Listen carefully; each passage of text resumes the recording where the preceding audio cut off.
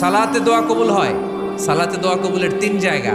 একটা হচ্ছে তাকবীরে তাহরিমার পরে আমরা সানা পড়ি না, আমরা তো একটা পড়ি।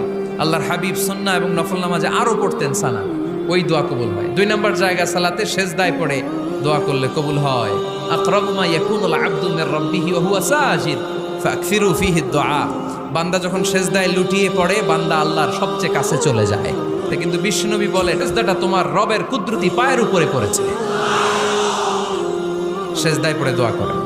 সালাম ফিরানোর আগে বিশ্বনবী দোয়া করতেন, লা ইউসাল্লিমান্না আহাদুকুম হাত্তা ইয়াতাআওয়াযা মিন আরবা'a।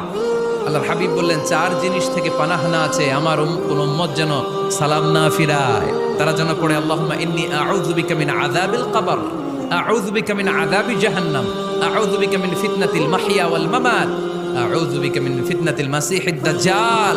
আল্লাহ কবরের আযাব থেকে বাঁচাও, আল্লাহ জাহান্নামের আগুন থেকে বাঁচাও, আল্লাহ জীবন